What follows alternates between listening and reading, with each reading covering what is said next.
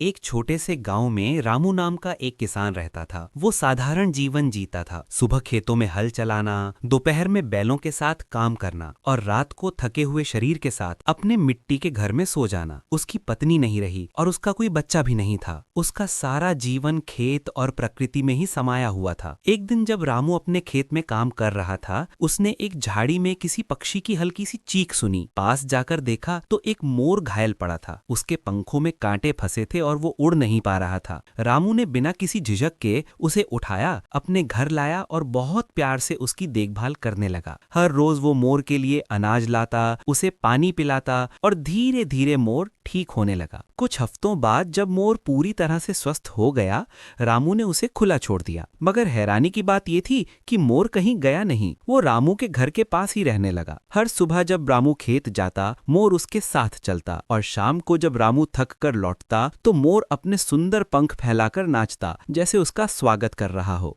गांव वाले उसे रामू और उसका मोर कहने लगे। समय बीतता गया। एक साल ऐसा आया जब बहुत तेज सूखा पड़ा। खेत सूख गए, अनाज नहीं उगा और रामू की हालत बहुत खराब हो गई। वो टूटने लगा, मन से भी और तन से भी। लेकिन उसका मोर हर दिन उसके पास बैठा रहता। जब भी रामू अकेले बैठकर आंसू बहाता, मोर उसके कंधे पर बैठ जाता, जैसे कह रहा हो, मैं हूं ना। रामू कहता, तू तो बस एक पक्षी है, लेकिन तूने मुझे इंसानों से ज्यादा अपनापन दिया है। एक दिन रामू बहुत बीमार हो गया। आखिरी बार उसने मोर की ओर देखा और मुस्कुराते हुए कहा, अब मुझे जाना है दोस्त, लेकिन तेरा साथ मेरे जीवन की सबसे सुंदर बात थी। रामू की मृत्यु के बाद गांव वालों ने देखा कि वो मोर रामू के घर की छत पर हर दिन उसी समय नाचता है जब रामू खेत से लौटता था, जैसे उसकी आत्मा को याद कर रहा हो। मोर रोता रहा, लेकिन कोई लाइक और सब्सक्राइब नहीं किया। जल्दी से लाइक और सब्सक्राइब कर दो।